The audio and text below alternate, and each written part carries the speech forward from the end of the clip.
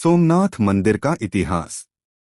भारत में अनेक मंदिर हैं जो उत्तर से लेकर दक्षिण और पूरब से लेकर पश्चिम तक फैले हुए हैं। ये मंदिर विभिन्न देवी देवताओं को समर्पित हैं और इन्हें अलग अलग कालखंड में बनाया गया है। प्रत्येक मंदिर की अपनी अनूठी कहानी होती है। ये मंदिर लोगों की आस्था के लिए ही नहीं बल्कि कई परिवारों के लिए जीवन का सहारा भी होते हैं।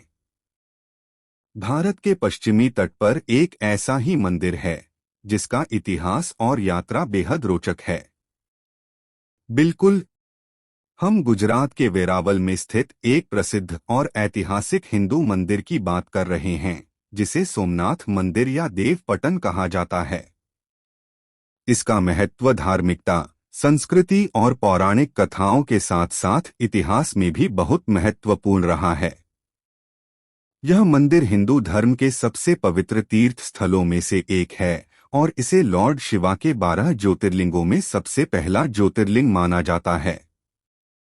जब हम मॉन्यूमेंट्स की बात करते हैं तो उसके निर्माण के समय और निर्माता के बारे में जानकारी होती है, लेकिन गुजरात के सोमनाथ मंदिर का निर्माण एकदम अनूठा है, क्योंकि हिंदू मिथोलॉजी के अनुसार सोमनाथ मंदिर का स्ट्रक्चर पहले किसी मानव द्वारा नहीं बल्कि खुद लॉर्ड सोम या मून गॉड ने बनाया था। इसके बाद इसे अनेक बार नष्ट किया गया और फिर अलग अलग शासकों ने इसे फिर से बनवाया, लेकिन अभी भी यह अस्पष्ट है कि सोमनाथ मंदिर का पहला स्ट्रक्चर वास्तविकता में कब बनाया गया था।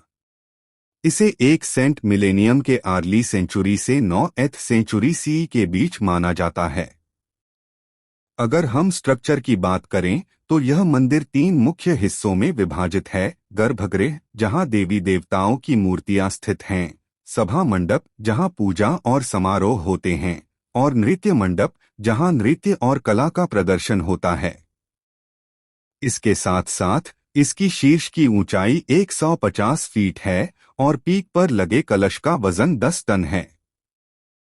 इसके अलावा मंदिर का मुख्य ध्वज 27 फीट की ऊंचाई का है। सोमनाथ का स्थान प्राचीन काल से ही एक तीर्थ स्थान रहा है। इसकी वजह यह थी कि यहाँ 3 नदियों का मिलन होता था, अर्थात कपिला, हिरण और सरस्वती, और पौराणिक कथा के अनुसार जब एक श्राप के कारण चंद्रमा अपने चमक खो देते हैं तो वह यहाँ की सरस्वती नदी में स्नान करके अपनी चमक वापस मिल जाता है। इसे हम चंद्रमा की बढ़ती और घटती चमक के रूप में जानते हैं। दिलचस्प बात यह है कि इसी कथा के चलते इस शहर का नाम प्रभास अर्थात चमक पड़ा। इस शहर के दूसरे नाम जैसे सोमेश्वर या सोमनाथ भी इसी कथा से निकले हैं। हालांकि सोमेश्वर नाम का इतिहास में 9वीं शताब्दी के शुरुआत से ही उल्लेख मिलता है। इसका उल्लेख 805 से 833 एडी तक शासन करने वाले गुर्जर प्रतिहार राजा नागभट्टा द्वितीय के अभिलेखों में मिलता है, जिसमें बताया गया है कि उन्होंने सौराष्ट्र में कई तीर्थ स्थानों का दर्शन किया, जिनमें सोमेश्वर भी था। लेकिन इस अभिलेख पर इतिहासकार रोमिला थापर कहती हैं कि यह अभिलेख मंदिर के अस्तित्व को सिद्ध नहीं करता है और उस समय तक यह सिर्फ एक तीर्थ स्थान ही था।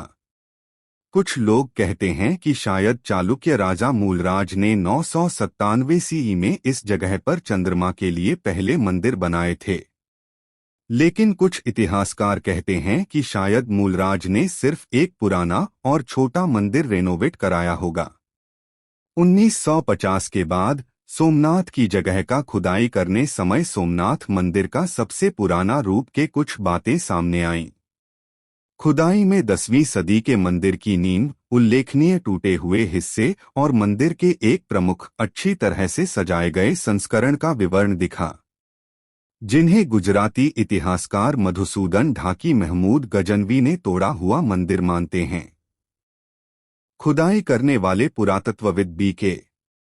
थापर कहते हैं कि 9वीं शताब्दी में सोमनाथ पाटन पर एक मंदिर का ढांचा जरूर था, लेकिन उससे पहले ऐसा कुछ नहीं था।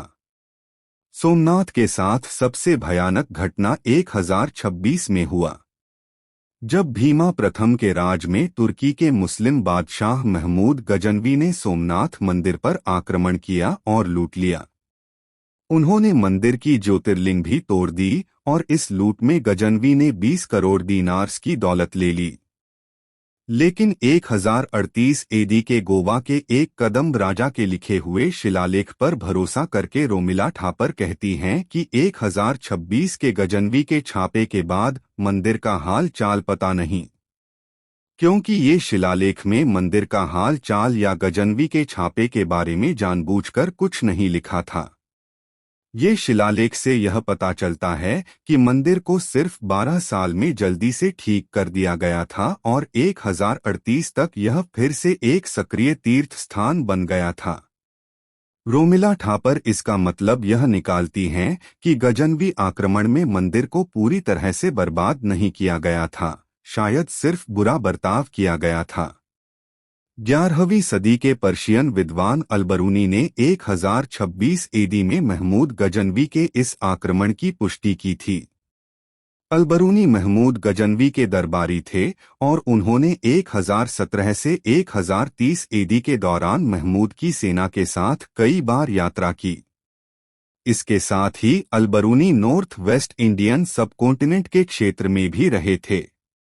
अलबरूनी के अलावा इस आक्रमण को और भी कुछ इस्लामी इतिहासकारों जैसे अलबरूनी ने लिखा है कि महमूद ने सोमनाथ मंदिर को तोड़ दिया और उसका आक्रमण करने का उद्देश्य सिर्फ मंदिर की लूट नहीं था, बल्कि एक सच्चे मुसलमान के धार्मिक भावनाओं को भी शांत करना था। और महमूद जब गजनवी वापस आया तो वह हिंदू मंदिरों के महंगे सामानों से भरा हुआ था। लेकिन अलबरूनी इन आक्रमणों को आंखों देखी निंदा करते हैं क्योंकि इससे भारत की समृद्धि को नुकसान हुआ। आक्रमणों के कारण हिंदुओं में विदेशियों के प्रति विरोध बढ़ गया और साथ ही महमूद के जीते हुए क्षेत्रों से हिंदू विद्वानों का बड़े पैमाने पर पलायन हुआ। जमाल मलिक, जो साउथ एशियन इतिहास और इस्लाम के विशेषज्ञ हैं, उनके अनुसार 1026 में महमूद गजनवी ने गुजरात के प्रसिद्ध तीर्थ स्थल सोमनाथ मंदिर को नष्ट करके इस्लाम के प्रतीक के रूप में अपनी पहचान बनाई। इसके साथ ही इस मंदिर के नष्ट करने की कहानी इस्लाम धर्म के विरोधी चित्रों को मिटाने के पर्शियन कथाओं में एक महत्वपूर्ण विषय बन गया। 11वीं सदी और उसके बाद के कई इस्लामी इतिहासकारों ने अपनी किताबों में सोमनाथ के नष्ट करने को एक उदाहरणीय और नेक काम के रूप में लिखा। एक ओर इसने फारसी लोगों को एक अनोखी विजय कहानी के माध्यम से प्रेरित किया। दूसरी ओर इस कहानी और इतिहास ने महमूद को फारस के मुसलमानों के एक आदर्श नायक और इस्लामी योद्धा का दर्जा दिया। लेकिन सोमनाथ ने पुनर्निर्माण और प्रतिरोध की अपनी वीरतापूर्ण कहानियों से हिंदुओं को भी प्रेरित किया। एक लिखावट के अनुसार 1143 से 1172 एडी के बीच कुमारपाल नाम का राजा ने लकड़ी का मंदिर तोड़कर सोमनाथ मंदिर को पत्थरों से बनाया और उसमें रत्नों की सजावट की। लेकिन 1299 में अलाउद्दीन खिलजी के सेनापति उलुग खान ने गुजरात पर हमला किया और वाघेला राजा कर्ण को हराकर सोमनाथ मंदिर को फिर लूट लिया। उसके बाद 15वीं और 17वीं सदी की कुछ किताबों में लिखा है कि जालोर के राजा रावल कन्हडादे ने जालोर के पास दिल्ली की सेना पर हमला करके सोमनाथ की मूर्ति को वापस ले लिया और हिंदू बंदियों को छुड़ाया। लेकिन कुछ और स्रोतों का कहना है कि मूर्ति को दिल्ली ले जाकर मुस्लिमों ने उसे पैरों से कुचल दिया। ऐसा कहने वाले स्रोतों में अमीर खुसरो की खजाना उल फतूह, जियाउद्दीन बरानी की तारीख़ फिरोज और जीना प्रभा सूरी की विविध तीर्थकल्प जैसी उसी समय या उसके करीब की किताबें हैं। इसलिए यह भी संभव है कि सोमनाथ की मूर्ति को रावल कन्हडादे ने बचाने की कहानी बाद में लिखने वालों ने बनाई हो। हालांकि यह भी संभव है कि खिलजी की सेना ने कई मूर्तियां दिल्ली ले गई थी और शायद रावल कन्हडादे की सेना ने उनमें से एक को वापस ले लिया हो। 1308 में सौराष्ट्र के राजा महिपाल प्रथम ने सोमनाथ मंदिर को फिर से बनाया और 1331 से 1351 के बीच उनके बेटे खेंगरा ने वहां लिंगम रखवाया। लेकिन 1395 में दिल्ली सल्तनत के गुजरात के अंतिम गवर्नर जफर खान ने मंदिर को तोड़ दिया और कुछ साल बाद 1451 में गुजरात के सुल्तान महमूद बेगड़ा ने मंदिर को फिर से नष्ट किया। इस मंदिर को मुस्लिम राजाओं के बार बार हमलों से बचना मुश्किल था और मुगल काल में भी यह सुरक्षित नहीं रहा। 1665 में मुगल बादशाह औरंगजेब ने सोमनाथ मंदिर को और भी मंदिरों के साथ तोड़ने का हुक्म दिया। औरंगजेब ने यह भी धमकी दी कि अगर हिंदू मंदिर में फिर से पूजा करना शुरू करेंगे तो मंदिर को पूरी तरह से ध्वस्त कर दिया जाएगा। फिर भी उत्तर भारत में मराठों के बढ़ते प्रभाव से कई खराब हुए मंदिरों को फिर से जीवित किया गया और 1783 में इंदौर की महारानी अहिल्याबाई होलकर ने सोमनाथ मंदिर को फिर से बनाया। आज यह मंदिर पुराना सोमनाथ या अहिल्याबाई मंदिर के नाम से जाना जाता है। यह मुख्य सोमनाथ मंदिर से 200 मीटर दूर स्थित है। दोस्तों, इस प्रकार मध्यकालीन काल में सोमनाथ मंदिर ने कई हमलों को सहा। इसके बाद ब्रिटिश राज के समय इसका इतिहास आगे बढ़ा। उस समय ज्यादा कुछ नहीं हुआ, लेकिन प्रोक्लेमेशन ऑफ द गेट्स एक प्रसिद्ध घटना थी। दोस्तों, 1842 में ब्रिटिश इंडिया के गवर्नर जनरल लॉर्ड एलनबोरो ने प्रोक्लेमेशन ऑफ द गेट्स जारी किया। इसमें उन्होंने अफगानिस्तान में काबुल की लड़ाई में ब्रिटिश सेना को यह हुक्म दिया कि वह गजनी से गुजरते हुए भारत आए और महमूद गजनवी के मकबरे से सैंडलवुड के दरवाजे को भारत ले आए। यह माना जाता था कि यह दरवाजे महमूद ने सोमनाथ मंदिर को लूटते समय यहां से उठाए थे और एलनबोरो के हुक्म पर जनरल विलियम नॉट ने सितंबर 1842 में दरवाजे को हटा लिया और 6वीं जाट लाइट इन्फेंट्री की एक पूरी फौज को दरवाजे को भारत लाने का काम दिया गया। हालांकि भारत आने पर पता चला कि यह गेट गुजराती या भारतीय डिजाइन का नहीं था और वे सैंडलवुड के भी नहीं थे, बल्कि गजनी के देवदार के पेड़ के थे। परिणामस्वरूप इसका संबंध सोमनाथ से नहीं माना गया। हालांकि यह गेट आज भी आगरा किले के स्टोर रूम में रखा हुआ है। पुनर्निर्माण 1950 से 1951। अब हम आजादी के बाद के समय में सोमनाथ मंदिर को फिर से बनाने की बात करते हैं। दोस्तों, आजादी से पहले वेरावल जूनागढ़ राज्य का हिस्सा था, जिसके राजा ने 1947 में पाकिस्तान के साथ मिलने का फैसला किया था। भारत ने इसे नहीं माना और एक मतदान कराकर जूनागढ़ को अपने अंडर ले लिया। उसके बाद 12 नवंबर 1947 को भारत के उप प्रधानमंत्री वल्लभ भाई पटेल ने सेना को जूनागढ़ भेजकर राज्य को स्थिर किया। उसी दौरान उन्होंने सोमनाथ मंदिर को फिर से बनाने का आदेश दिया और जब पटेल, के.एम. मुंशी और कांग्रेस के दूसरे नेता इस बात को गांधी जी के सामने लाए तो गांधी जी ने इसे समर्थन किया। उन्होंने यह भी कहा कि मंदिर को बनाने का खर्च जनता से इकट्ठा किया जाए, सरकार से नहीं। जहां एक ओर यह प्रोजेक्ट गांधी जी को गर्व का अनुभव था, तो वहीं मंदिर को बनाने से पहले ही गांधी और पटेल का निधन हो गया और मंदिर का काम के.एम. मुंशी के हाथ में रह गया। वे तब प्रधानमंत्री जवाहरलाल नेहरू के मंत्रिमंडल में खाद्य और नागरिक आपूर्ति के मंत्री थे। मंदिर को बनाने के दौरान अक्टूबर 1950 में खंडहरों को हटा दिया गया और मंदिर के पास जो मस्जिद थी उसे निर्माण वाहनों का उपयोग करके कुछ किलोमीटर दूर स्थानांतरित कर दिया गया और अंत में 11 मई 1951 को के.एम. मुंशी के बुलाने पर भारत के पहले राष्ट्रपति राजेंद्र प्रसाद ने मंदिर में मूर्ति को स्थापित करने की विधि की। आर्किटेक्चरल इतिहास। इस इतिहासपूर्ण मंदिर की कहानी को समझने के लिए सोमनाथ मंदिर और समुद्र किनारे को कई बार खोदकर जांचा गया है। सबसे बड़ा खुदाई काम आजादी के बाद फिर से बनाने से पहले 1950 से 51 में हुआ था। इसका नेतृत्व आर्कियोलॉजिकल सर्वे ऑफ इंडिया के एक डायरेक्टर बी.के. थापर ने किया था।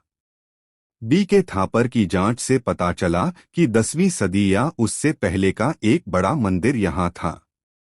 उन्होंने यह अनुमान लगाया कि पुराना मंदिर लगभग 9वीं सदी का था। इसके अलावा भारतीय मंदिर आर्किटेक्चर के एक विशेषज्ञ धाकी का कहना है कि यह मंदिर 10वीं सदी में 960 से 973 सीई के बीच बना था। थापर की जांच में कुछ चीजें और खंडहर भी मिले जिन पर पुरानी लिपियां लिखी थीं। वे लिपियां ब्राह्मी या उसके बाद की प्रोटोनागरी या नागरी थीं। दोस्तों, इन लिपियों से पता चलता है कि सोमनाथ पाटन का इतिहास पहले 1000 वर्षों का है।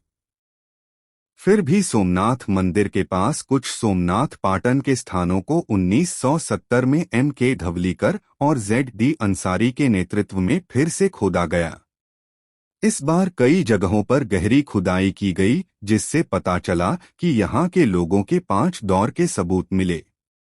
इसके बाद 1992 में M.K. धवलीकर और इंडस वैली के एक प्रसिद्ध आर्कियोलॉजिस्ट ग्रेगोरी पोसेहल ने प्रभास पाटन की अपनी खोजों का विश्लेषण की रिपोर्ट दी।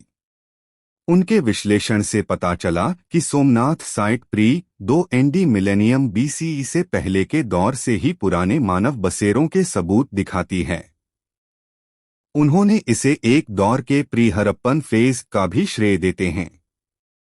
लेकिन उनकी खोजों में सिर्फ मिट्टी के बर्तन, कपड़े और आभूषण ही मिले, कोई पुराना मंदिर का हिस्सा नहीं मिला।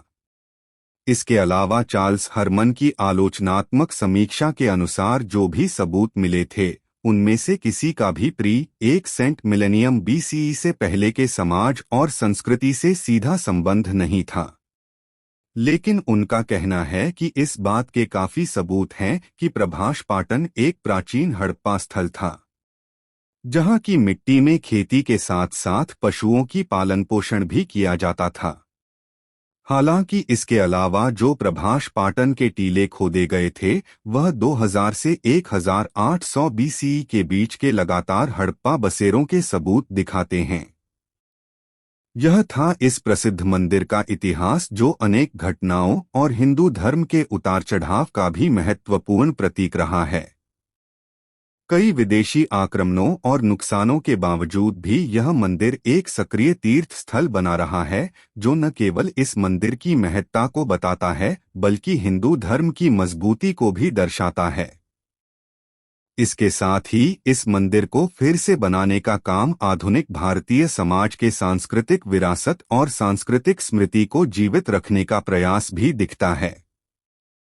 मेरी कहानी अगर आपको पसंद आती है तो मेरे चैनल को लाइक करें, सब्सक्राइब करें और नोटिफिकेशन बेल को जरूर दबाएं नया वीडियो पहले पाने के लिए। नमस्कार।